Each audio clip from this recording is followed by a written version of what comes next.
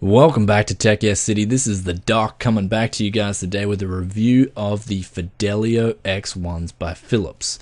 Now these are a flagship headphone by Phillips. It's their best headphone. They're basically an indoor open back headphone. We'll talk about the benefits of that later in the sound signature. But first of all, let's get on with the unboxing and basically the build quality of these headphones. As soon as you get this product shipped to you, you'll notice that it's heavy. It comes boxed extremely well, and in a way it reminded me of my MSI Lightning that I got. It's basically just, the attention to detail that Phillips has paid to this product is huge. It's really good, and you can tell that this is a premium product as soon as you get the box. I mean, it comes packaged really well. I don't see this thing getting damaged in shipping. Now, as soon as you pick the headphones up, you'll notice that the build quality of and the design of these headphones is just top class. This is the best feeling headphone I've ever felt. Like, it just feels like an absolute premium product. You pick it up, there's steel on the outer cups here. The mesh is really thick and solid. These things feel like they could take a pounding. They're really strong. You've got a metal band here with a nice hard leather cup here that says Fidelio X1s. You've also got an inner band here which sits on your head and that lets you make it more comfortable for the headphones to sit on your head. So definitely for build quality, Phillips get a 10 out of 10. This is a really premium, it feels like a premium product. And now I was lucky, I managed to get these for $150 on an Amazon deal of the day special. I actually managed to get 3 of these. I could resell them in Japan, make a bit of pocket money, but you can pick these up for around $220 on sale. And for that price, really, it's a recommended buy at that price, but we'll get on to recommendations later. Let's talk about the comfort of these headphones, which is where I believe the first, there's only 2 little negative points that I'll make about these headphones, and the first comes with comfort. Basically, the actual feel of the headphone, when I put these on my head like this, they feel phenomenal. These headphones feel great. They fit, they lock in really well, but the problem is that they're just a little bit too heavy. Now, this is not going to be a problem for most people who are only casual users or they're listening for 1 or 2 hours at a time, but for a hardcore gamer, playing for 4 hours or 5, 6 hours, whatever, 10 hours if you're a huge gamer, these will get a little bit heavy on your head over time. Now, I did manage to weigh these on the scale, and they basically weighed about 365 grams, just the headphones themselves. So they're a little bit heavy. Me personally, when I've been using these for I think a month now, a little over a month, and yeah, my neck gets a little bit sore, not sore, but a little bit tired after real long sessions on these headphones. So the comfort it's really good, but I think it's a little bit heavy. But at the same time, that heaviness gives it a 10 out of 10 for the build quality. So it's kind of like a little bit of a double-edged sword there. So honestly, I'm going to give these 8 out of 10 for comfort. I just think for real long-term gaming sessions, they're just a little bit heavy on the ears, that's all. So I'll give them an 8 out of 10. Let's move on now to the most important thing, the sound signature, the sound quality. When I tried these headphones on, essentially what makes a premium headphone a premium headphone? And in my opinion, there's 2 things, detail and clarity, or soundstage and clarity. These definitely have both. They're an open back headphone, so their soundstage is going to be huge.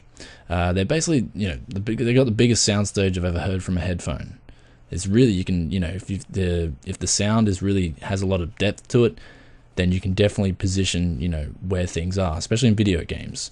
Now the clarity of this, you can hear all the instruments. You can, if you're playing rock or whatever, you can hear every single instrument being separated. It's a really good experience.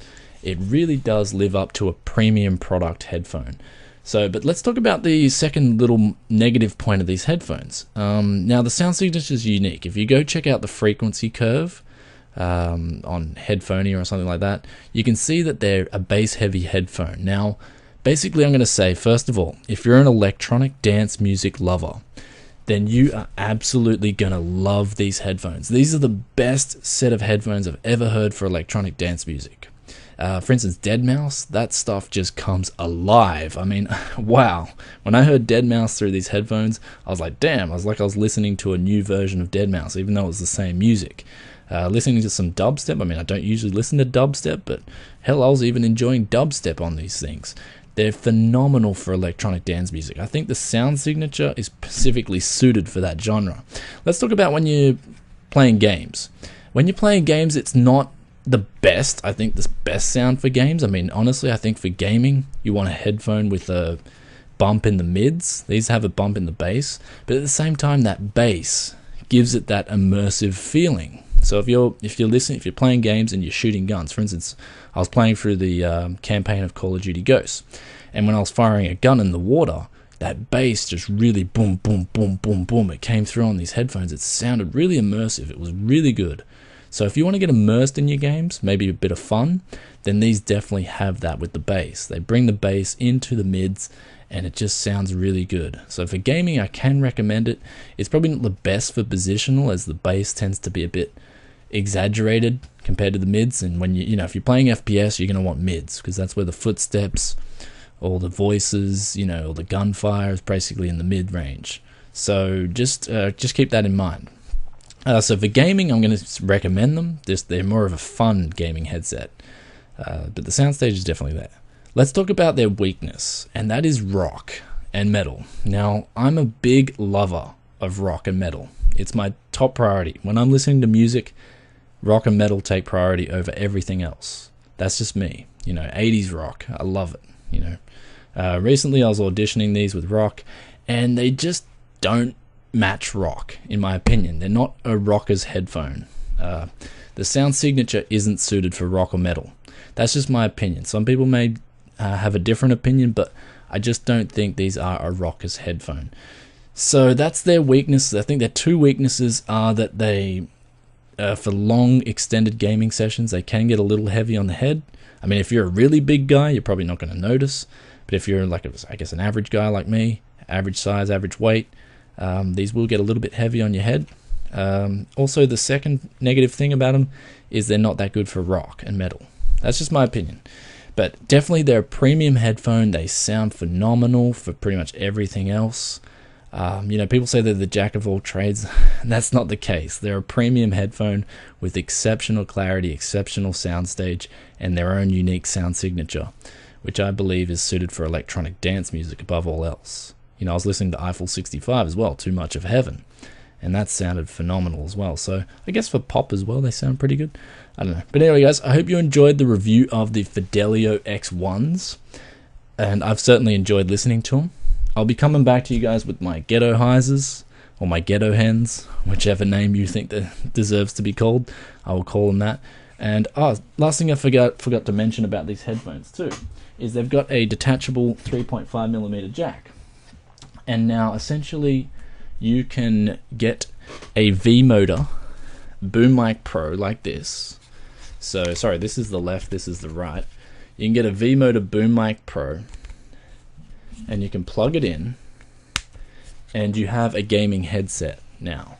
So that's what I really like about the V-Motor Boom Pro, is that you can plug it into pretty much any audiophile headphone and make it a gaming headset that has the detachable cable.